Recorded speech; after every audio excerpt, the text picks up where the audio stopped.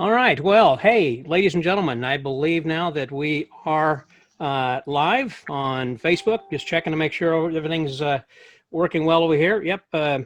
Looks like David Smith's first one to jump on in there as well. Welcome, you guys. And this is Scott Wells, your host here again for episode number 12, I believe this is, of Magic and Martini Thursday, virtual happy hour. And we've got different people coming in and obviously a surprise guest because we have a mystery person who is right below me over here. So, but first of all, let me just say, all the way from Colon, Michigan right now, we've got young Matt Stanley, who is someone who is actually I say graduate. Actually, he's been at Tannen's Magic Camp and had won an award and everything from there. So welcome. Good to have you here. Yes, thank you for having me. And so we'll talk a little bit about what's going on in Colon then right now, since they're not having the get together, and also then over to my side over here then is Les Arnold. Sorry to say Les Smith, Les Arnold, and you can see behind him is the lovely Dazzle, and they go by that name, Les Arnold Dazzle. So I appreciate you being here as well, Les. Thank you very much. Glad you're here. You're welcome. And then right below me, it looks like that we've got some masked stranger from Las Vegas over here who is coming in on us there then now. Hey, welcome. And he is someone who is a comedy magician and had worked with Johnny Thompson, had his own show and everything on the Strip for a long time. And you have to go back and listen to a podcast that we had done together a while back whenever we were having a lot of fun. And he talks about a lot of stories in Las Vegas. Please welcome my friend and a great golfer. There he is, Fielding West. Hey, Fielding. Good to see you, Scott. Thank you for having me on tonight. So glad that you guys are all here. Before we get started, because this is a virtual happy hour, that I'm having my usual martini, which is a 3 olives cherry vodka and actually with 3 olives. And Les, what have you got there? What is that? That's Sleight of Hand Cellars, or what is that? Dazzalicious. Dazzalicious. Wow. You get your own label. It's a private vintage. Wow. Magical spirits. Don't get too tipsy this holiday season. Magically yours. Wow. That's cool. That's jealous. Really cool. I'm jealous. Wow. Apple juice. Apple juice over there for Fielding. That's why you're looking so svelte, man. You're starting to lose some weight. Actually, I've lost quite a bit of weight. I've lost 18 pounds, and I'm taking advantage of this time in isolation to walk every day, a little exercise, do something a little bit different, and a little less alcohol, and a little more water, and good stuff. So, good for you. And I commend you for your vegetarian diet with the olives. So that's very well, and more alcohol for me. Matt, what are you drinking over here? So, maybe not officially a martini, but I have a bullet rye old-fashioned in a martini glass. I got the Luxardo cherries and got the orange peel. So, yeah. Wait. What's a bullet rye? What does that mean? So Bullet is a distiller. And they're known really well for their bourbon, but they also make a rye whiskey as well. That's a little more peppery, has a little more of the rye in it. So, yeah. And those cherries, tell me again, what kind of cherry is that? Luxardo cherries, Luxardo. I believe I'm saying it correctly. But they're great. They're expensive, but they're really infused they're with black a cherries. Sweet flavor too. They are, but it's all natural sugar. They're imported, and it's like $19 for a jar, this big, whereas you can get the little just regular maraschino cherries for $5 or something, $4. So this is definitely a young man's game. So cheers, everyone. Wanted to lift your glass. Cheers. Thank you guys very much for joining us over here for this week on our virtual happy hour. And for those who are joining you, welcome then also. All right. And speaking of people who are joining us, let me just check this out, because we've got a few people who have already come on here to begin with. Hey, Glenn Auger is here, and Bill Smith's watching. Hey, Bill. Phil Mann, and then Nick Lewin, Sal Manfredo, Steve Mills, John Custer, Nick Lewin says, hi, everyone. Steve Mills says, hey, finally got here. Gene Protus and Michelle Stanley. You might know her, Matt. Yeah, that's my wife. She's probably right over there. And John Custer says hello from mid-Michigan. Nick, of course, Lewin is saying the greetings from Austin.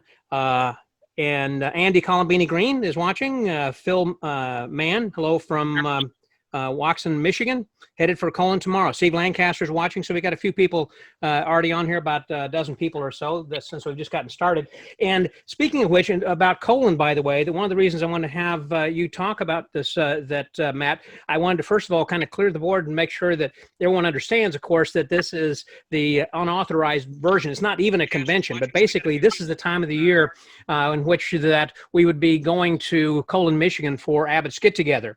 But due to all of what's going on in the Chinese virus, that we have actually canceled everything then right now. And so Debbie and Greg Bordner have said that everybody should stay home, but it's hard to keep people away from camp because friends want to be together and kind of congregate, and you're going to show up one way or the other regardless. And so I'm just kind of curious, I guess, now that you're there, people are starting to come in already, or how many people are there, or what's going on? Yeah, people are starting to come in. I've seen a lot of familiar faces around town. A lot of the people, I don't think so many people have traveled in from as far distances as they normally do. Obviously, with the borders of Canada and the U.S. being closed, a lot of people that would ordinarily be here, because of that, are not here because they can't cross the border, of course. It's hard to put a number on it. It's nowhere near obviously what would be around the amount of people that the official get together brings in, but it is really neat to see, the town and see friends that are local to this area. And the events kind of are kicking off tonight. There's actually a show going on at Sterlini's Magic right now. So that's and it's kind of got that set up. Does he have schedule. chairs set up so that they're like 6 feet apart? Are they socially distant? How are they handling a live show? The way I understand it is that they are, masks, and people are separated into smaller groups and that kind of thing.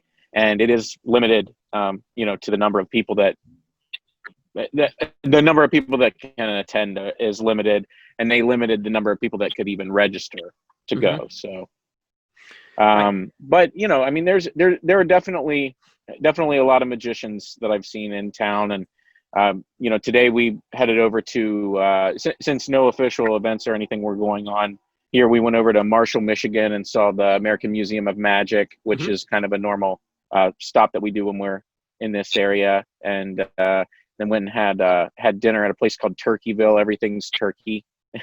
All the dishes are turkey. So if you haven't been there, that's a cool place in Marshall to go as well. I guess they're not having anything to do with the Amish like we've had in the past, where they go over. I know that they put together some shows and things that we've done over there for them, but they're not doing anything there. No, nothing happened yet. Are you referring to the Tuesday night dinner that's normally kind of done? Yeah, that's Michael Mode usually puts that on. Yeah, and that just didn't happen just because of. Are they really just having people? It's kind of like whoever shows up and say, "Hey, do you want to do something?" Or we'll plug you in, or you got a lecture, or just they're just waiting to see who shows up and then putting it together impromptu. Well, the way I understand it is, it is. I think that they do have pre-planning that has gone into it, but it's not announced. It's kind of like Magic Live in a way where it's at Magic Live, at least it's going to be that they're going to have shows and lectures and that kind of thing. You don't necessarily know who it's going to be, but right. The caliber of performers and lecturers that they bring in. So so it's kind of to be determined here on how those shows go. But I don't think that it's just kind of a show up and go up type thing. I think that they may have something that's kind of like a open mic type thing.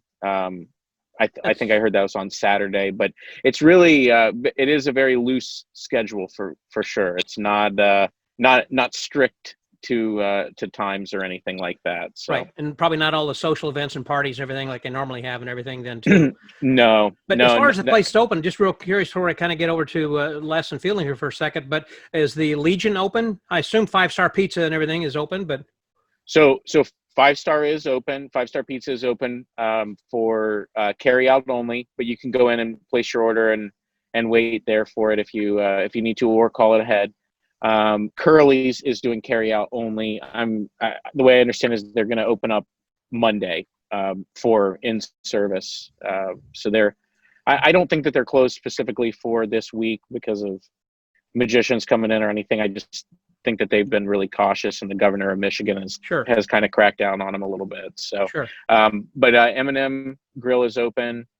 So several of the places that in town, are still. But there's nothing as far as outside being like the street magicians or anything. I mean, like John Stirk and Janie Taylor usually do nothing like that. Not that I've seen yet. No. And, last night would have kind of been the first official night, but there's nothing or no organized version of that. So if that happens, it's kind of someone that's taken it upon themselves to I just noticed that Harriet Jacobson said hello. She always attends 4F. She lives up there in Michigan. So hello. I'm glad that she's on then as well. John Collier, Jerry Costello said, we're here and getting ready for a boat ride.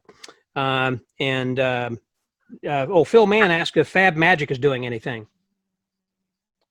Fab Magic, they have a tent that is kind of in a property that's a little bit out of town. It's kind of like a magic flea market. And I don't know how many vendors this means, but from what I understand, they're totally sold out of the table space. So, I don't know if that means 4 people or if that means, 4 vendors or if that means 50 vendors, but they're sold out. Okay. Yeah. Jerry Costello was saying the Legion is open if you have masks until you get to the table. And so anyhow, with that, I also know that Al the Only's having his usual golf. Well, it's not a golf tournament; it's just a golfing event. We're not going to have a tournament. Not going to be having the trophies or anything. It's not the Colon Open that they normally have. And speaking of golf, that I want to talk with you then also, Fielding, because you said you played some golf today and you had some of the best days ever on the course. Tell me about this. It was amazing. I was out with Greg Gleason and Kathleen Dunbar, the comedian, and we like to play at least 3 or 4 times a month. And hence the red face. And I mean, we had a beautiful day here. The temperature was within reason. It never got over 106. And we always consider that to be dry heat. Yeah. No, it's a great day. So it was just wonderful because now you talk about distancing yourself on a golf course. Everybody gets their own golf cart. So if you ride with any. There's no shared luggage, in the back of your car. You can do what you want. So and of course, that's always good for me because I always like to play the rough. Everybody else likes to play, down the center of the course. I like to, the way I play the game, it's a lot more challenging the way everyone else plays it. You're out looking for rattlesnakes, aren't you? Well, I have to take a snake bite kit with me when I go out where I play. But aside from that, it was all good. And I have to say this to your audience. So imagine the mask, and I saw this on Facebook. Maybe you saw this on Facebook too. It was a cartoon. 6 people sitting around a table with face masks on, and all the caption reads is, "Who just called me an asshole?" And I just thought, I'm sorry, but to me, okay. So that was funny. Everybody called you one. Okay, there you go. We need to hear more like that. Okay, there you go. Okay. And I was introducing Les Arnold a minute ago, but I want actually you to tell more about sing the praises over there, because I know that you, Fielding, really love this guy. I love Les. I've loved him for years, and he always gets a little. I owe him money when I talk about it, but he thinks that I'm not being serious. But he's character driven, and the fact that he turns. That he's been blessed to have this daughter that just is the center of attention. And he can just play the straight man. I mean, he's just absolutely, and it's not been since Cole & Company. Now, I love Johnny Thompson, my mentor, and a lot of other people. There's my cat wants to get involved in this.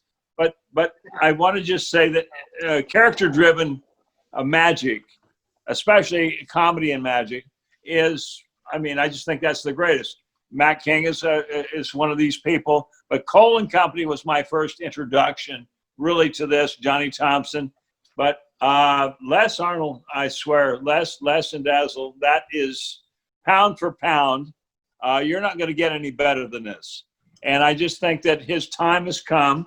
He's been around for, he's at the right. He looks exactly like he's supposed to look. He acts exactly like he's supposed to look. And he is a breath of fresh air to comedy and magic. And I know he's been around for a while. Kitty, get the hell, hey, go. So for those very few people who have not seen Les and Dazzle's show, can you encapsulate that and tell them exactly what they should expect? This is a great opening for my GoFundMe thing. What they should expect is exactly what they would expect to see if they were watching the Carol Burnett show, or if they were watching some highly tuned, comedic, structured thing. I mean, it is what it is. Go see Les and Dazzle. If you can't see them, they're on YouTube. Yes, you can see them. Any portion of this is great. And all the stuff that they do, I'm sorry, I'm just a big fan. I'm getting a little bit crazy here. Don't stop. Keep going. And you're the best, Fielding. Love you. Listen, I love you too, and you are so well groomed tonight. I just want to say to you that I love everything that you do, Les, and I always have. I do miss seeing you in a tank driving across the stage at the Palace of Mystery. I remember the first time I saw you in that tank. By the way, it's for sale. Anybody out there? It's a great bit. It's a one of a kind. You made that yourself, didn't you, Les? That's correct. That's correct. And it's like a jumbo sidekick on steroids. Yes. Yeah. And you can fit it to your own personality. Give you a good deal on it. Yeah. Well, let's move on. When's the last time that you had actually performed that? I think when he saw it. Okay. It didn't fit my character as you were talking about. Okay. It didn't fit your character at that time, but when I came in, it was such a surprise to see you, in armor. I mean, in armor. Yeah, exactly. Yeah. Well, what I think is another amazing thing, about Les is that he does a little bit of everything from the standpoint of being actually a, teaching wood shop, in school to begin with, and being a master craftsman, and had built a lot of the props, and then, was also part of the Long Beach Mystics, and then developed his act, and then continued to travel. I think that you're skipping over something that's very important. He was a member of one of the most prestigious groups of young magicians that came up, and it was the Long Beach Mystics. And as a lot of them say about themselves, we were not governed. We just did what we did, and they came up with so much material, so much creativity came out of that particular club than any other club of magicians that I know of in the world. Well, they made movies with Judy Garland and Mickey Rooney, but we lived that. It was actually what we did. We put on the show and we did our thing. So yes, absolutely. I like your hair, Les. Yeah. There we go. Better? Better. Les? Yeah. Les, go back to the tacks, not the glue. Go back to the tacks. Not the glue.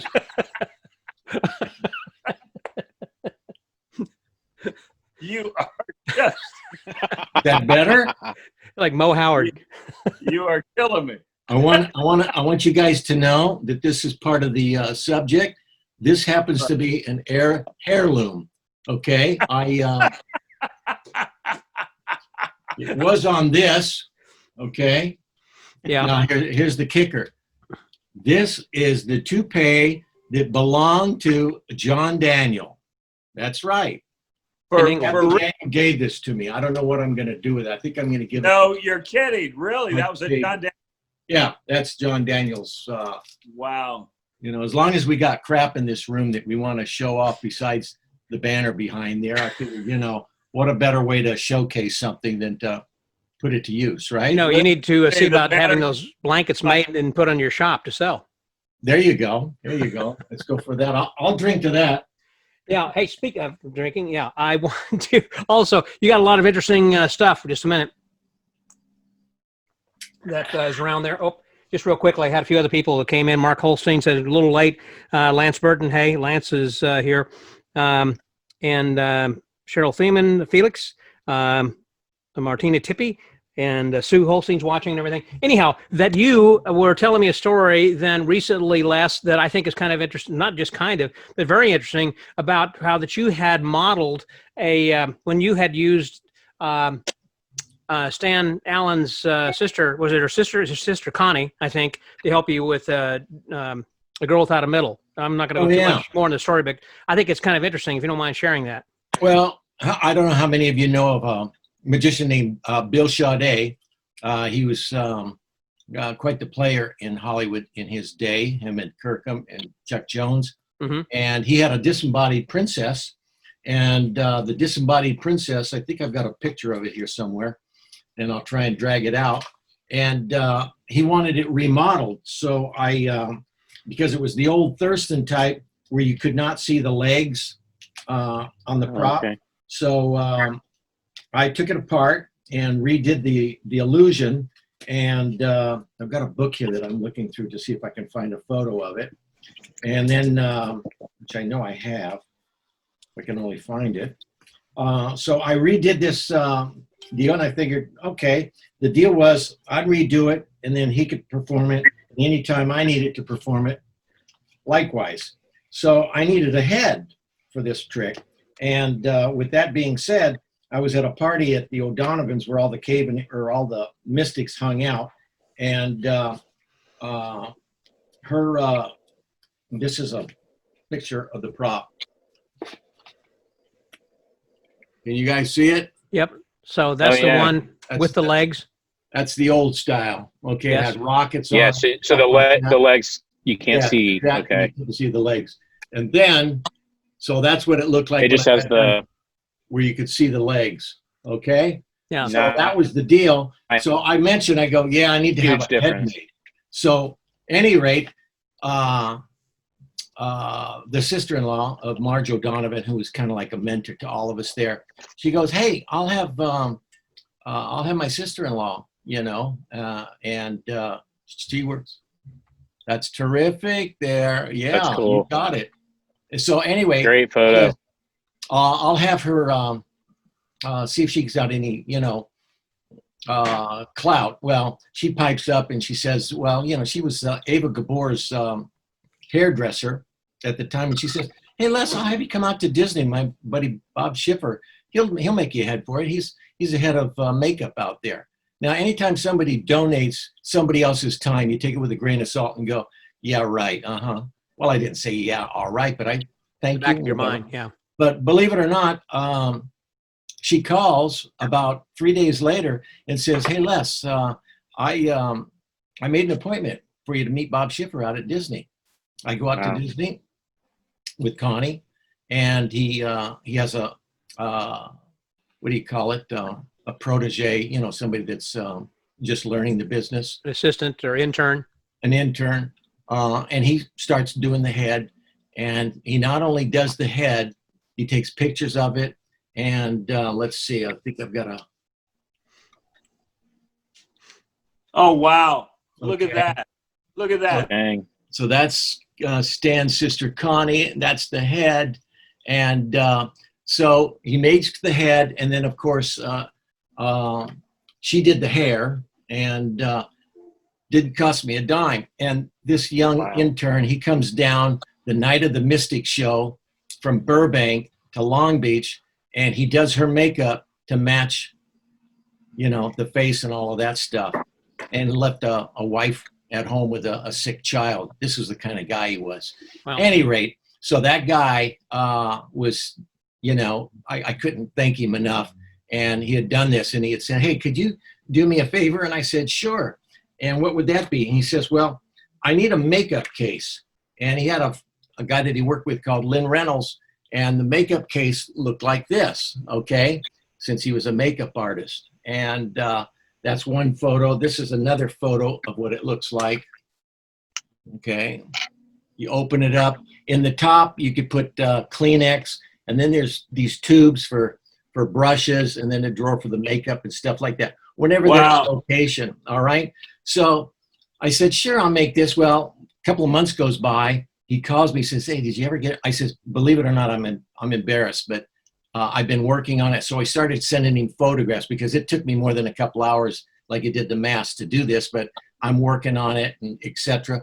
Any rate, so I finally called him. I said, hey, it's all finished. He says, well, I'm doing a picture called Island at the Top of the Sky with David Hartman out at Disney. Come on out to the set and bring the case. So I come out there, and being the odd guy on the set that nobody knows, Hartman was very friendly and came up in between shots and was asking me what, what I was up to and who I was, et cetera, et cetera. Very friendly guy. And I told him the whole story, and he was impressed with it. And of course, I also put a little, when I made the makeup case, at the very top, right here, is a plaque. Yeah, hold that closer to the camera there, Les. Can you see it? A little bit closer. Yeah, that's better. How's that? Wow. Okay. So there's a little plaque there, and that little plaque, because I want him to remember who made this for him. And he was just an apprentice for Bob Schiffer at the time. Anyway, I went to the trophy shop. He said, I need a plaque. It said, made for Stan Winston by Les Arnold. Now, for those of you who might not know who Stan Winston is, multi-Academy Award winning, after the fact, for makeup, Gargoyles, Jurassic Park, the list goes on and on. This is the guy that, and sorry, he passed away a couple of years ago. But at any rate, so that was the story that, he had done this mask for me, brought it down, and for the It's Amazing show. And he had won Academy Awards then also for his. He's multiple Academy Awards. He was kind of the same era as Edith Head, who did all the costumes. Well, he came after her, but if you used to watch the Academy Awards every year for costuming, it would be Edith Head. Well, in his day, it was always when makeup came up. I mean, they were talking about Stan Winston. Stan Winston, right. Very incredible. So that's my little backstory. As far as I know, Copperfield's got a lot of money, and he gets the best, but how do you top Stan Winston for having a mask for a disembodied princess? Very cool. Maybe that's the story. Yeah. So we can close now. Nice seeing you guys. I'll see you later. Good night. Tip your waitress. Jack, Lance said, nice story. And then also David McGee said, is Fielding wearing pants? No. There you go, Dave. It was part of the dress code. We're not, and none of us are wearing pants. No, Don't make me prove this again. Sue Holstein said she loves the Dazzle poster. Michael Collins is watching. Kevin Daniel. Let's see, what is that? Dave McGee said Johnny started all of you in the business. I know that you guys have a lot to thank Johnny for his help then as well. So there's to him. Now, we were talking about Colin a little bit earlier. Now, both of you guys have worked at Abbott's Get Together. You have been to Colin before, right? Yes. And Fielding? Twice. By the way, I have a little anecdote that I mentioned yesterday on Facebook. It was John Calvert's birthday. Would have been his 109th, was it? Yeah. 109th, yeah. 109, and on his 100th birthday, he performed at Abbott's, and I was on the show with him and Kerry Pollock and what was the bill? It skips my mind. I'm getting too old. But anyway, there you have it. Very cool. Yeah, when John had come through Houston at one time, he and Tammy spent a few days with me, and right around the corner behind me over there, I've got a little recording studio, and I filmed him and talking about his longevity. And I thought it was kind of interesting. And I posted this. It's on my YouTube channel or someplace that he was talking about, he actually comes from a long line in his family of people who have long lives. So I think it's kind of was interesting then as well. So did you attend let me go back over here to Matt Stanley. We're talking about the Tannen's Magic Camp, and I know this year that they were doing this virtually. Are you a teacher now? Are you involved in any way with Tannen's? I am not, but I would love to do that though. I mean, I went for 3 years, and I feel like it was a really yeah, that's fantastic. I feel like it was a really good learning experience and that kind of thing. Had some, great instructors. And, one of the things that stands out to me is, at that time you need to learn how to classic palm of a coin. Well, the way they taught us to do that, you put it in that position and then challenge to hold it there all day. So you're eating lunch and you have a fork and you have a coin palm. If it pops out, not a big deal. You put it right back. But that was kind of the challenge to see. And you see, now you have a bunch of 15-year-olds that have rings and their calluses on their hand right there. But it was funny. But yeah, it's a great experience. And I think it is cool that they still did it virtually. But I don't think anything beats actually going to the camp and physically experiencing, because you stay in a dormitory, and at that age you haven't experienced anything, really, even if you a summer camp, a regular, outdoorsy summer camp, you're not going and staying in a dorm and that kind of thing. You're staying in tents or cabins. So, it's a really neat experience. And but yeah, I would definitely be interested in going back and, help out in whatever way I can with that, because it's definitely a cool part of my childhood. Well, before we got on this, I was saying that the next level that you need to go to is over there to Fielding's school, and because right. he teaches as well. Is he looking at me? Is that what he's looking at you? You looking at me? You looking at me? Yeah, you looking at me? Now, let me tell you, you take tomorrow and you go out to that graveyard in Colon, and you visit Les and I, okay? Tomorrow? Tomorrow? You'll be there tomorrow? I'm sorry. In Do you my have mind, Stars there? What are you drinking? funny. What are you drinking? He said it's just icy. I think it might be Believe from it or Long not, Island. apple juice. Trust me. Or apple. Sorry. Yeah. An apple a day. Ask Michael Godot. Matt, Les, what house are you staying at? that Yes, story sir. that you just told about. So I'm sorry. I'm just complimenting Les on the thing that he just told. I thought that was just incredible that you have that mask that was made for you. I mean, that was. Thank you. And I want to thank Fielding for driving me out to the Disney Studios at that time to have this. Wait a minute, he didn't do that, did he? You didn't. No. I wasn't old enough. It makes the story better. I wasn't old enough to drive back. Gotcha. That's good. Okay, I like it. Okay. I was going to say also that that some of the places that you had an opportunity to work, I know we were talking before about when you were working cruise ships, and it kind of got to the point, well, that's not really what you wanted to do. How did you balance this week's podcast, which just went live this morning, is with Jamie Salinas. We're talking about being a part-time professional, and really you are the essence of a part-time professional, because you were, I assume, touring the world and doing other kinds of magic and performing, and also teaching shop and woodworking. Is that right? Or were those two separate careers at different times? Yeah, basically it was two separate deals. I mean, I got a degree in industrial arts, which was a degree that, cranked out shop teachers.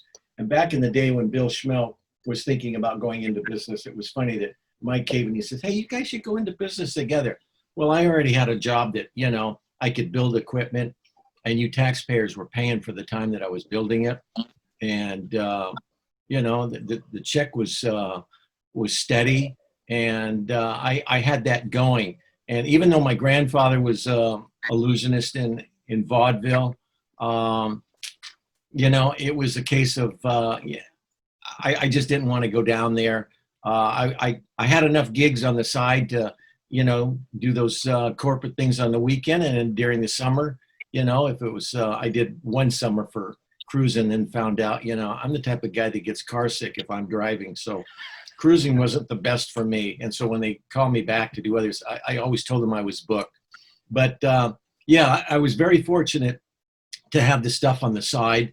And I envied a lot of my friends that had some cool gigs and stuff, because, if I got a call to do something that was, a number of weeks someplace, I couldn't do it. And so, and that went on until I was, about, I guess around age 50, I decided, what, nobody wants to see this old guy anymore. So I stopped doing it. My act was more like a standard illusionist type, deal. And then it was like 17 years ago that we did this Les Arnold and Dazzle as a Were you just doing it on your own back then, or before you added Dazzle?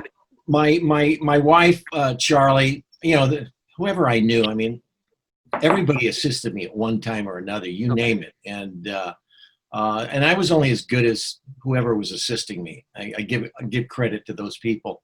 And, but at any rate, yeah. And then, but as luck would have it, this thing was a gag when the Mystics put together Mystic Week at the Magic Castle, and Bill Smith called me and said, hey, you want to do this? And we said, sure. So my daughter and I just started messing around out in the garage, and we were just kind of entertaining ourselves. And I put some music on for one of the illusions, and she gave me the stink eye. And I says, what's that all about? And she says, Dad, that music is terrible. I says, if you think that's terrible, listen to this. And I put on Swonderful, which is the music we open with, that has a theremin in it and the vocals. And she started laughing, and we just started camping it up and going from there. And then when my wife showed up to see what we had accomplished goofing around that afternoon, and we showed her, and she made a comment that, it was kind of like a Pam Thompson type thing where she was chewing gum, and she says, wait a minute, no, that's not it. It's wonderful, Marvel. You're happy to be on stage. You wouldn't be chewing gum. So therefore the character, took a different twist, more of a, I guess, people compare it to Lucille Ball. Lucille Ball. Yeah. Very high energy. And, the funny thing is that people will see what they want to see as far as other assistants. Take, for example, they'll say, oh, I see a little bit of Carol Roy. Oh, I see Pam Thompson. Oh, I see. And she had never seen any of these people. So it was more of an influence of a Lucille Ball type of character. And, of course, she comes by it.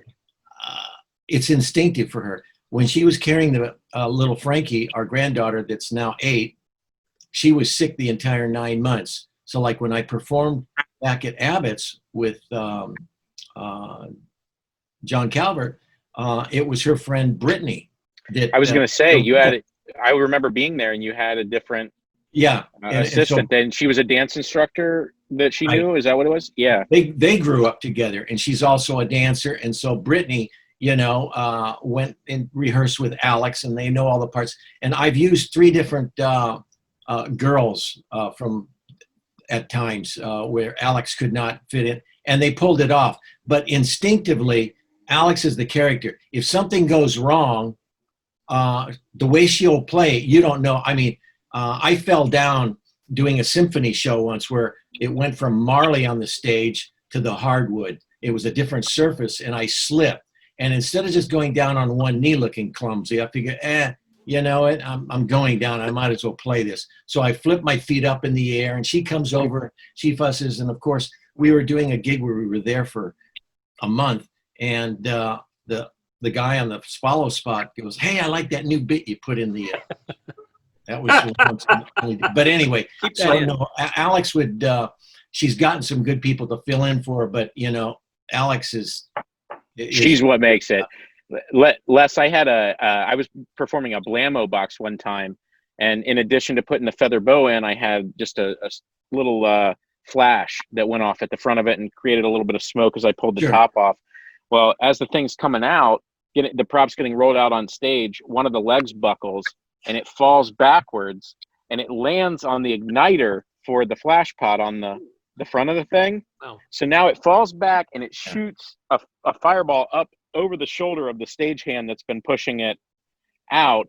And of course the lid opens and the assistant tumbles across stage and just instinctively stands up and goes, "Ta-da!" And people are like, that's the weirdest thing I've ever seen. But I mean, I guess, that was what was supposed to happen. But the reason I say this is your entire act. That something that was a mistake, a major mistake to me, is strategically plotted for your entire. And I'm sure that you wish you could duplicate that from then on. Oh my gosh! But she would break her back if we did it regularly like that. We'd have to figure out a way. Well, we were doing a gig. Was Magic on, what was the one on the beach in Florida? Daytona Beach Festival of Magic? Daytona Beach Festival. Yeah, there you go. And it was Allen. Well, what's that? With Barry Allen. Yeah. And the act that was on before us, the scene, he's got the long hair, he does the butterfly. Andrew Goldenhirsch. Goldenhirsch, yeah. Andrew Goldenhirsch. Thank you. Sorry, Andrew, if you're listening. Any rate, he does the butterfly. Well, then we came out and we're doing the act, and we are getting laughs where we never got laughs before. And Alex is looking at me in character and going, I don't get it. They're laughing hysterically, and we're not doing anything. Well, what had happened, she goes off stage, she gets something, she comes back on, and she says to me, "There's a butterfly on your chest," and I look on my chest, and sure enough, the butterfly had flown around and landed, and it's now and then it's kind of like flexing its wings, like this. That's and funny. The people are going crazy, and I didn't know, and I looked down, and I started going, but we got a lot of mileage out of that. And afterwards, Goldenhirsch came up to me. He was very apologetic. I looked at him. I says, "Apologize? Are you kidding? If we could put this and do it every night, I mean, it was like a gift." So yeah, you never know what the hell is going to happen. And we're fortunate because you know what? I tell people, the tricks, you can go to the dealer room and buy what we do, and 10 minutes later, go to your room and you can do these damn tricks that we're doing. But it's my daughter that's selling it. And it's the difference if you're watching Jeff Hobson do egg bag. 100 other guys that do egg bag. But when he does that egg bag, you're there. He owns it. It's his. Yeah. Yeah. As that. And it's as stupid as it is. But hey, I'm not arguing with it. I mean, I came up from the school of whatever. And so, in my senior years to have this, you talk about something falling out of the sky from heaven and drop it in your lap, I'll take it. Hey, Les, by the way, how much for that butterfly? It's rice. It's a rice butterfly. It's a rice butterfly. Thank you. There you go. Okay.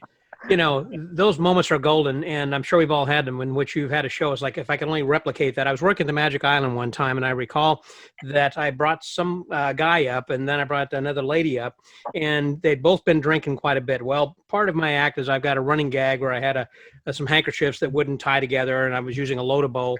Well, anyhow, this lady started taking off her clothes. She must have been a stripper.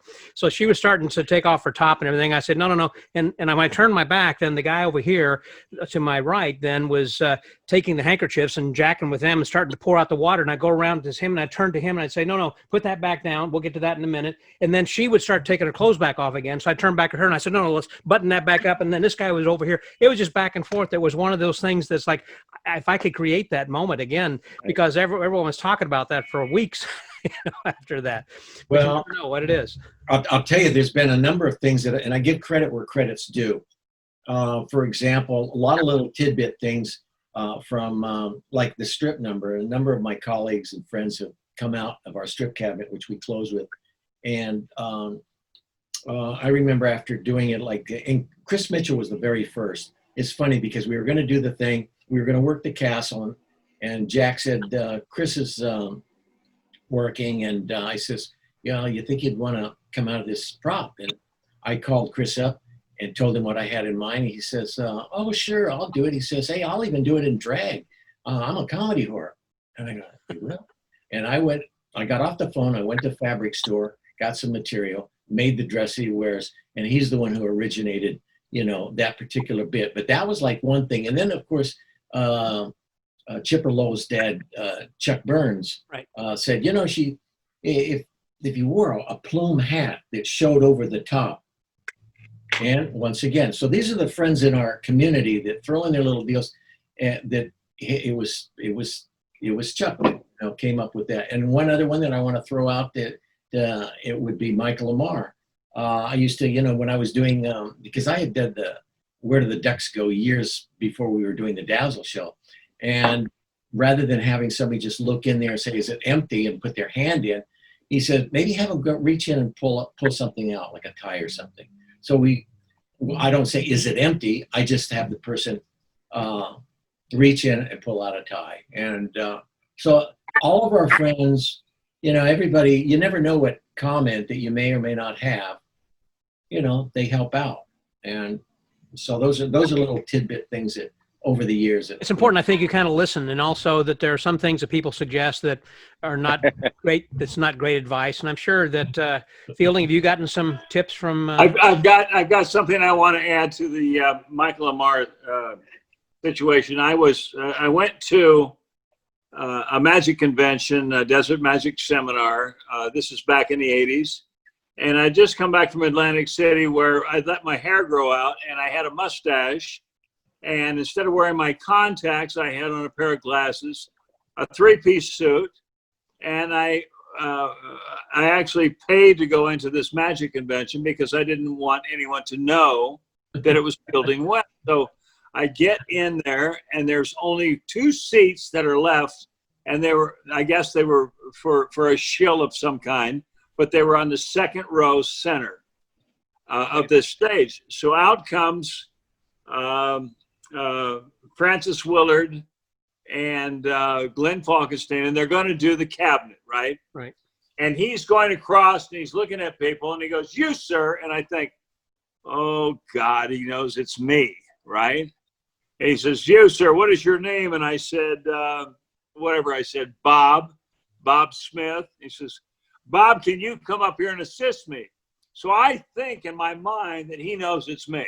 Mm-hmm. So I get up there, and he starts to talk to me. "Where are you from, Bob?" I said, "Connecticut, Hartford, Connecticut."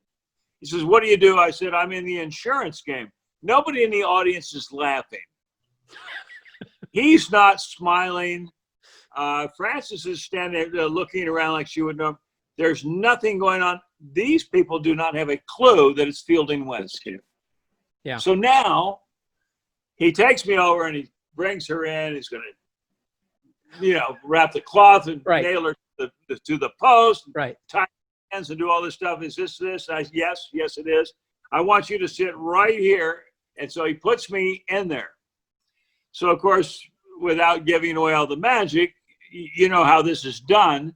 But the last gag in this thing is to take this green bucket that they had, right, and to put it over my head. Mm-hmm. Pick it up, because she cued me. Pick it up, put it over my head. And your pant legs are rolled up. Pant legs are she says, "Roll up your pant leg." What I did was I stood up, dropped my pants, put the bucket over my head. I'm now sitting there with my pants around my ankles. Now, naturally, she can't see. Now, he whips the curtain open. The crowd goes into a spontaneous standing ovation. And he turns and he looks at me. He bangs on the green thing, and I don't move, on the green bucket. Yeah. And I don't move. Now he pulls it off, and he goes, "What? What?" And I go, and I look to the left, I look to the right, and he points down to my feet. And I see my pants, and I just jump up and pull my pants up and ran straight off stage left and kept going, did not stop. Now, he gets a standing ovation. I went out the door. Nobody knew. Okay, so I go home, and Johnny Thompson calls me about 2 hours later. He says, "I thought you were coming to the convention." I said, "You know, I got tied up with some stuff with Janice, blah, blah, blah, blah." And he said, "Oh, you really missed a really neat thing. There was some guy that dropped his pants during Glenn's act." And I said, Glenn who?" And he goes, "You asshole." And he goes, because Johnny figured it out. Johnny figured it out. And he goes, He says, you didn't shave that mustache, did you? And your hair's still long. You got your glasses on, right?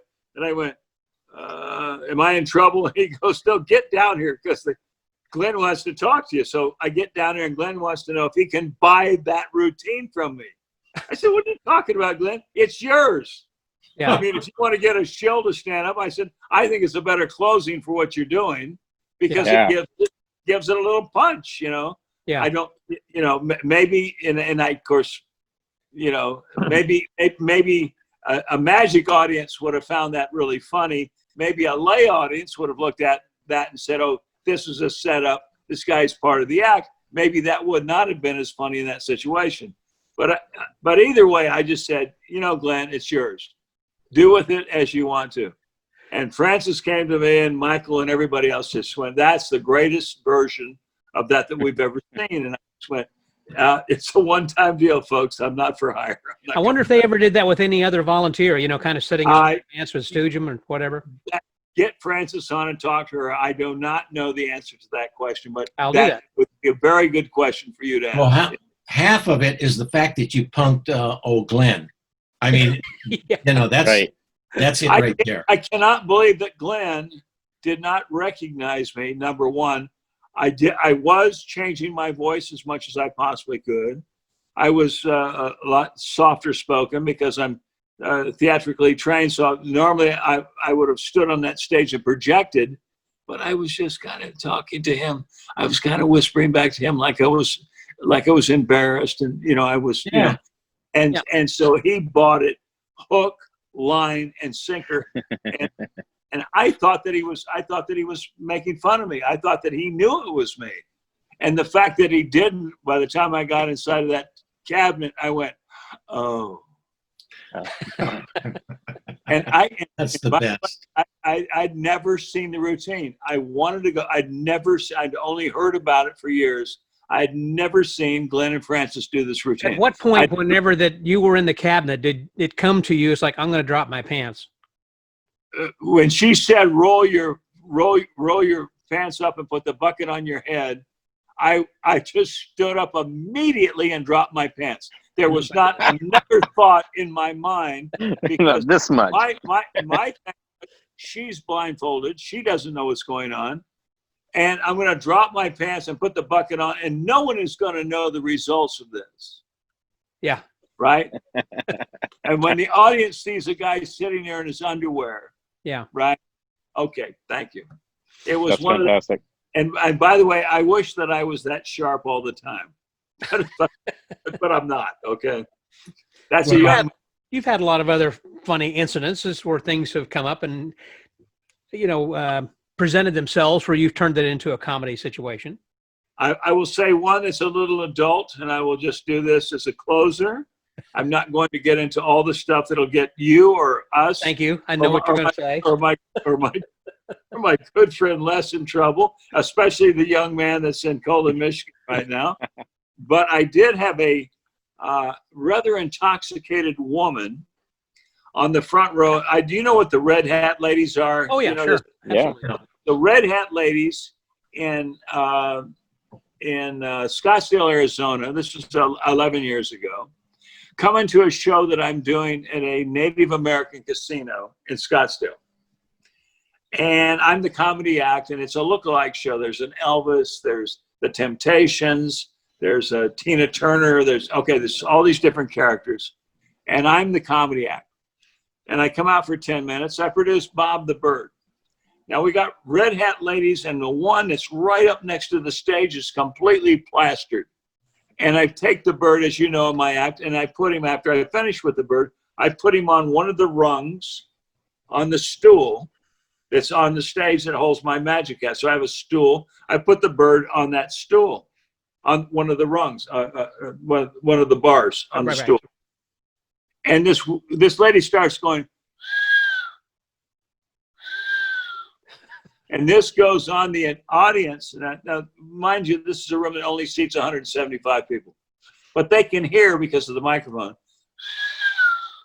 And they can see her waving her hand. And she keeps whistling to the bird. So I let this go on and on. until I finally get to the point and I walk over with the microphone and I drop the mic, and in a stage whisper, I said, "Listen, lady, you can whisper all you want, but you're not going to get a chance to sit on my finger." And the audience exploded, and she just went. And that was the end of that. I didn't hear another word. So this is the kind of things that will happen. They're the miracle things that happen in an act. And you can't recreate them because then it looks like it's a setup every night.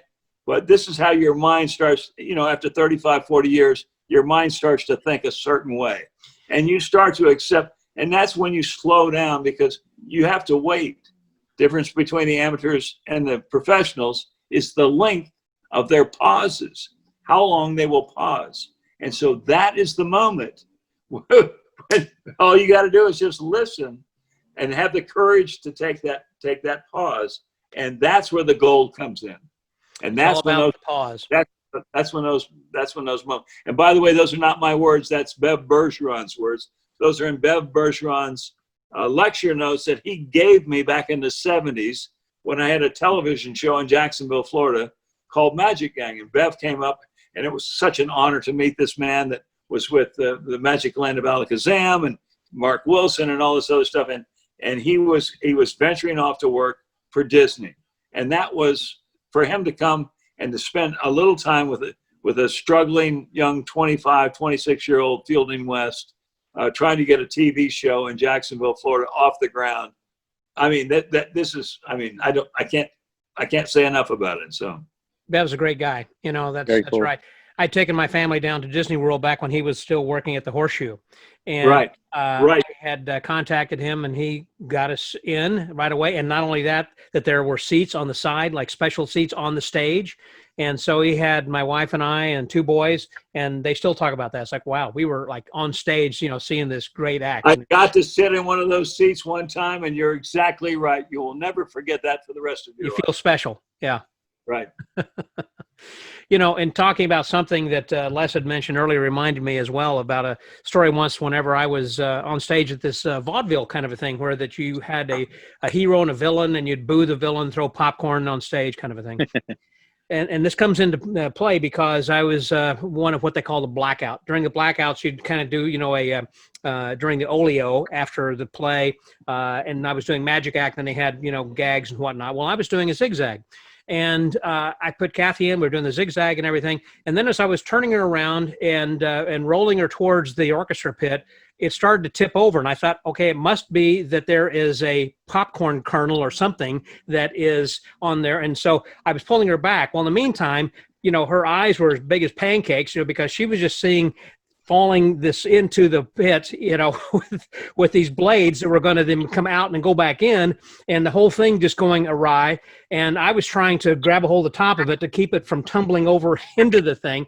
And then later, and everything worked out fine. The rest of the audience, were thinking, wow, this is a nice little variation of that kind of a trick, I guess. But I realized that what happened was that I didn't have very good casters on it. One of the casters was broken. It was just, it was going over part way, and it wouldn't roll the rest of the way because the bottom was broken. So 3 of the casters were fine. The 4th one, that's why it was rocking like that. And oh my gosh, that could have been devastating. You know what you had? You had those old chrome ones that had the rubber thing around. Yep. The rubber thing broke off, and now it went south on you. Yes. Guilty. Been there, done that. I think we've all got some I was going to say, that sounds like experience talking there. Yes. Well, it looks like over in Colon that things are going well. They're still boating out there on Palmer Lake. Yeah, I don't know if you heard the yelling before, but that was Jerry Costello. That was his pontoon boat that went by a little bit ago, and it was loaded down. I was trying to catch who all was on there. Yeah, loaded down with people. So he's giving boat rides around the lake.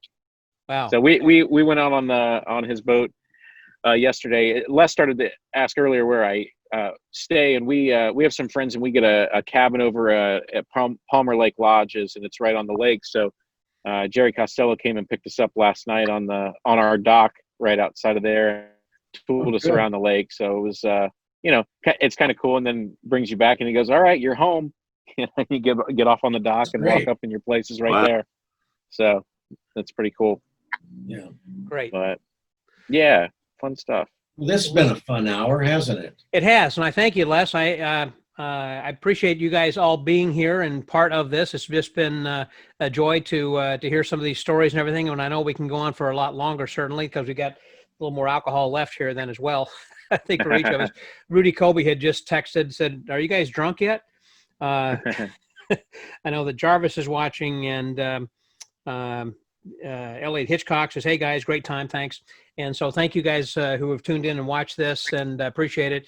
And thank you, Les Arnold. Appreciate you sharing your stories and showing some of those pictures. You know, that the things you're showing over there are things that they have had on the Collector's Corner. I haven't talked about those specifically, but I know that David Sandy's just got a wonderful thing on Sunday night. And if I can just do a little cross promotion over there, that if you guys are interested in magic collectors at all, just got to go to the Magic Collector's Corner. And I think they've been doing this for like 17 weeks or something.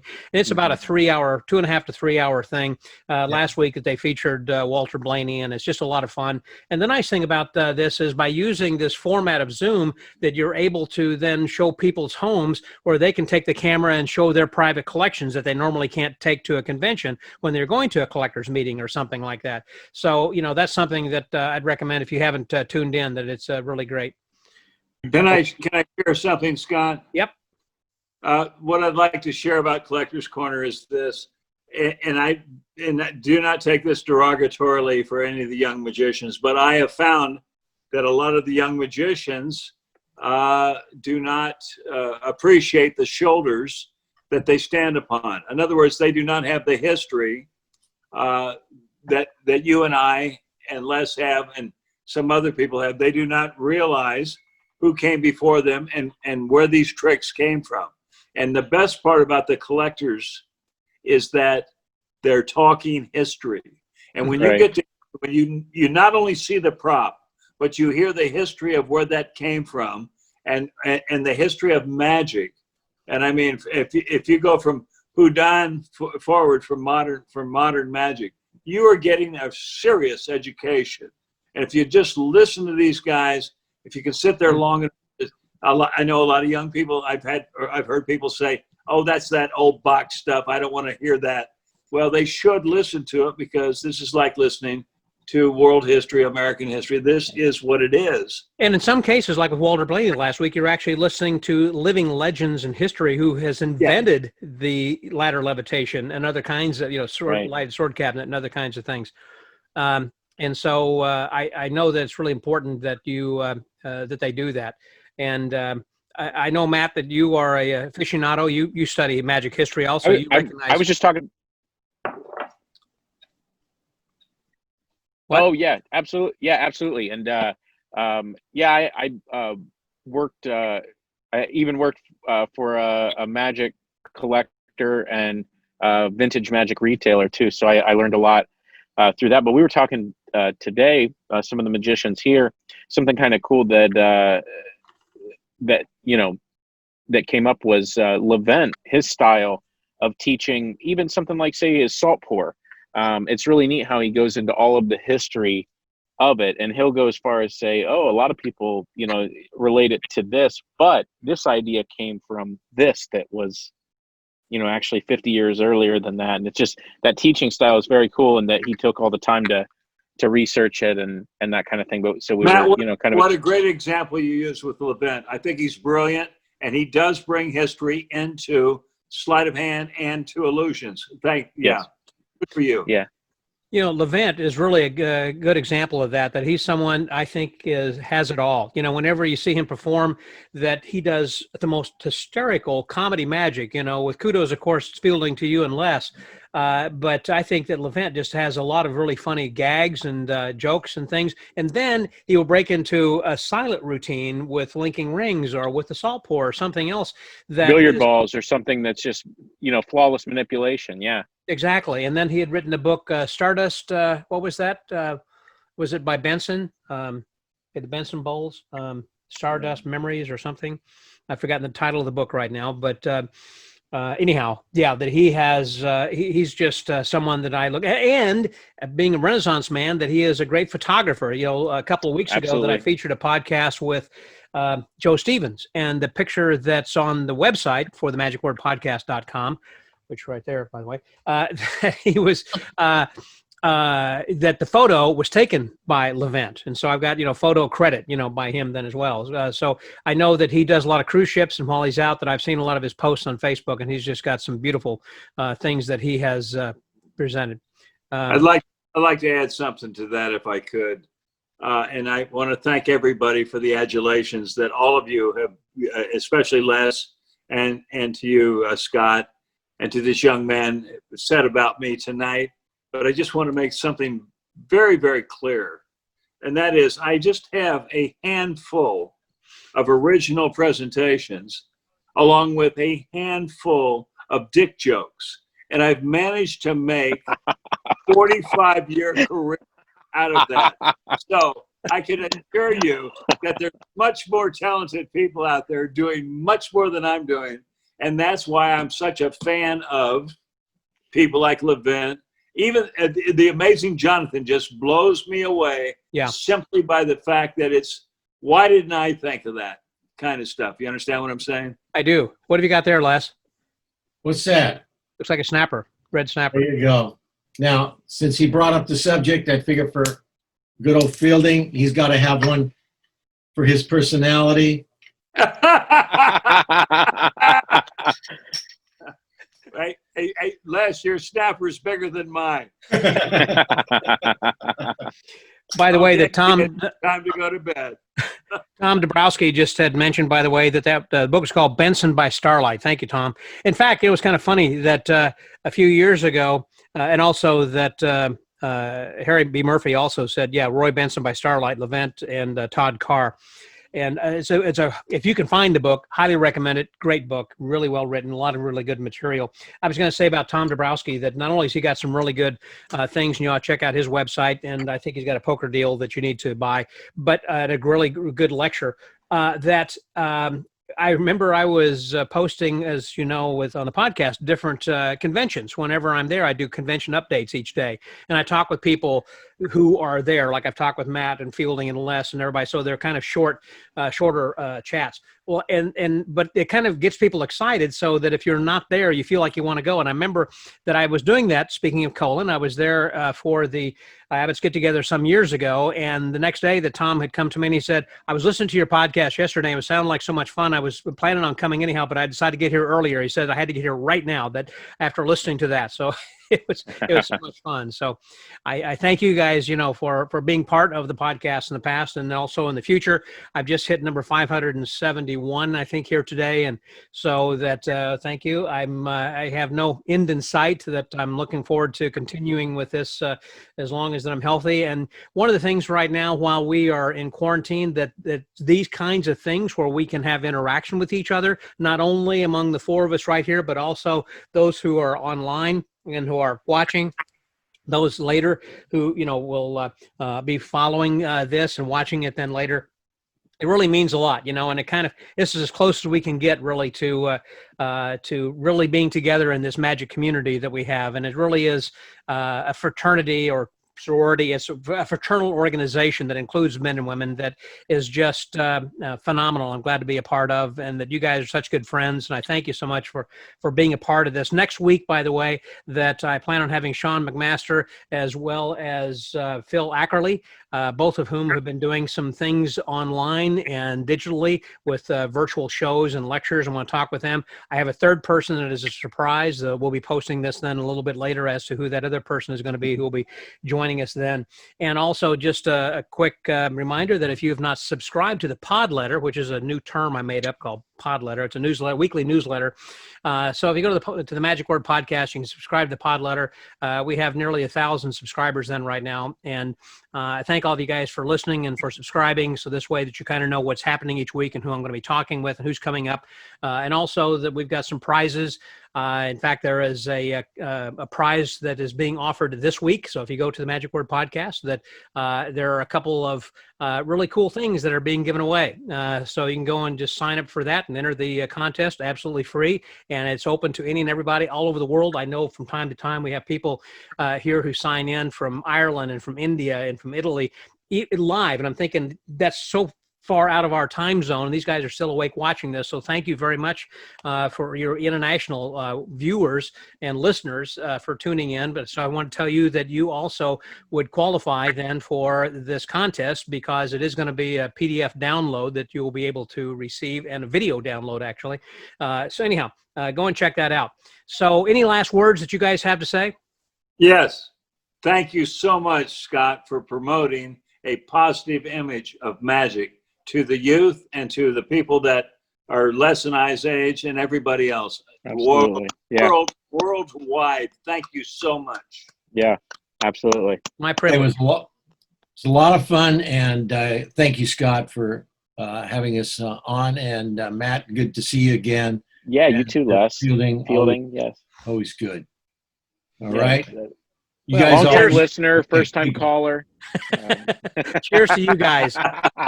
Cheers. Cheers. Thank you. And I think that wine is dazzleicious over there that you have. Yeah. You know me and my wine. Cheers. That Love sounds you. great. So listen, guys. for the Magic Word Podcast and for this week's Magic and Martinis virtual happy hour, that was Les Arnold, Matt Stanley, and Fielding Wesson. This is Scotty out.